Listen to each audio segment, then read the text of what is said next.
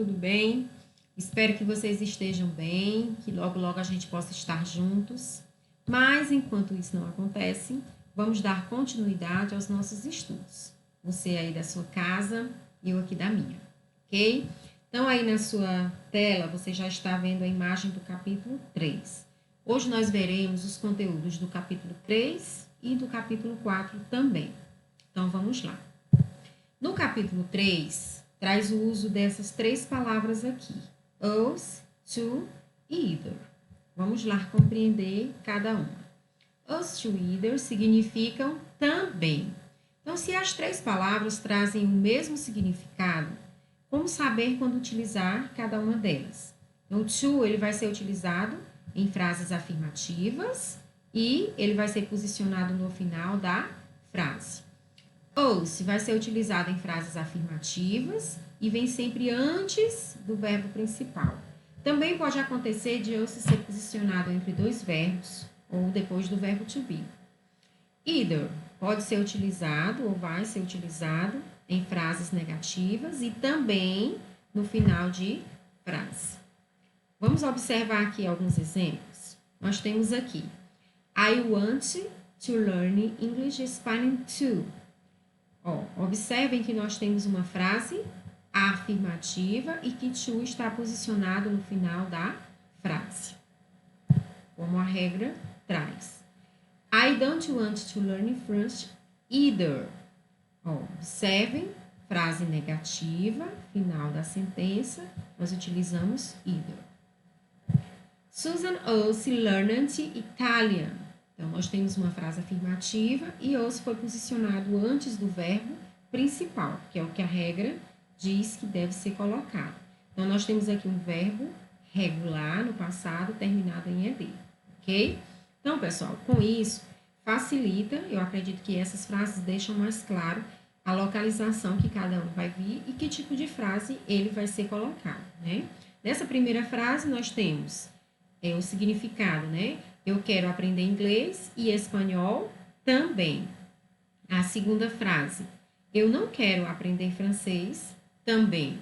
E a última, Susan também aprendeu italiano, ok? Então, dessa forma, nós finalizamos o conteúdo do capítulo 3, que traz o uso dessas três palavras, ok? Vamos lá para o capítulo 4. No capítulo 4, gente, ele traz as preposições de movimento. Em relação às preposições de movimento, o que nós vamos precisar aprender? Tradução, significado. Não tem outro mistério.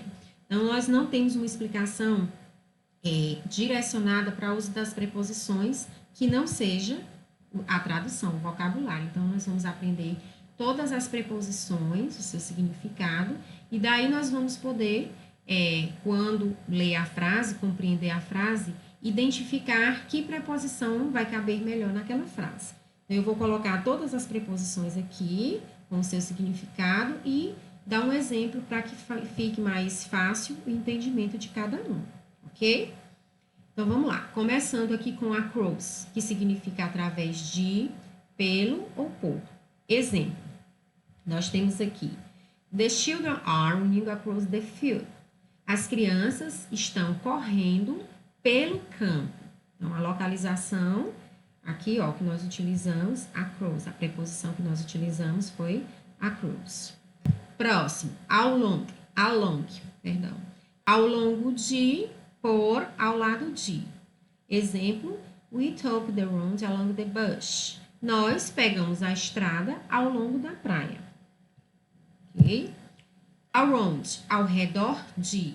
Exemplo, there are lots of trees around that school.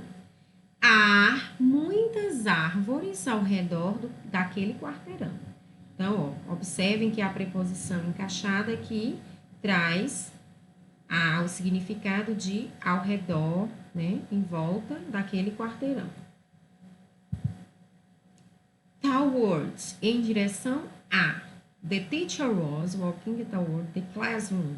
A professora está caminhando, né, como se ela estivesse, ela está vindo em direção, towards, a sala de aula. Próximo, to, através de ou pelo. A Percy Bird flew through the windows. Então, um lindo pássaro voou pela janela. Então, a preposição que encaixa direitinho para essa frase é through. Over, sobre, acima de. There was an airplane flying over us. Havia um avião voando sobre nós. Inclusive, pessoal, essas preposições, muitas delas já são de conhecimento, né, de vocês. Muitas delas nós já estudamos em outras séries, em outros contextos, não é isso? Acredito que a maioria aqui não seja novidade para vocês. Próxima preposição, into, em, por dentro de, para o interior de.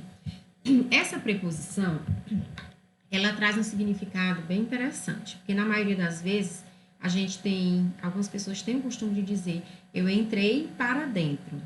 Quando a gente entra, já entra para dentro, não há necessidade de fazer essa repetição, tá? Na verdade, é errado utilizar dessa forma, tá? Traduzir dessa forma. Então, nós temos a frase como exemplo, we went to the restaurant to have dinner.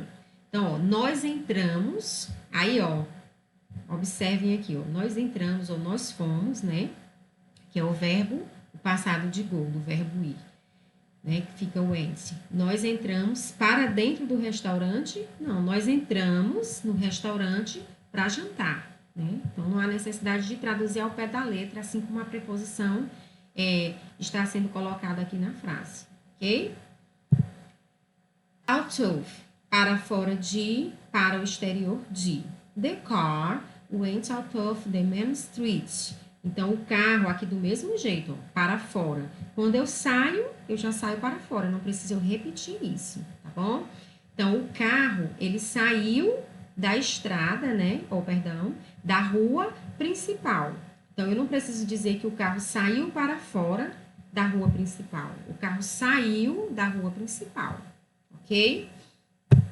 Porque justamente por isso que se traduzir frases no Google não é muito interessante, porque quando você coloca, ele te dá justamente dessa forma errada, né? E aí você tem que fazer a concordância direitinho. Up significa para cima. My father always rides his motorcycle up the mountain. Meu pai sempre anda na moto dele ou na motocicleta dele pela montanha, né? Ou para cima da montanha. Mas eu não vou dizer que ele anda em cima da montanha. Eu vou dizer que ele anda pelas montanhas. Ok? Down, para baixo. You have to drink slow down the field. Então, nós temos que dirigir devagar, né, na direção de baixo, que é como se existisse ele está dizendo aqui, esse rio aqui significa colina, né? Então, há um perigo. Então, nós precisamos dirigir devagar. Então, pessoal, é isso. Em relação às preposições, eu sugiro que você faça uma espécie de vocabulário no seu caderno. Você pode pegar todas as preposições, copiar uma embaixo da outra e colocar a tradução. É a maneira mais fácil, mais prática de você entender e compreender essas preposições. Aqui nesse último slide, você está vendo aí a atividade proposta. Quero que vocês respondam as páginas que estão aqui. Em outro momento, né, nós vamos agendar no grupo do WhatsApp uma aula online, onde nós iremos fazer a correção dessas atividades, ok? Então, fiquem bem.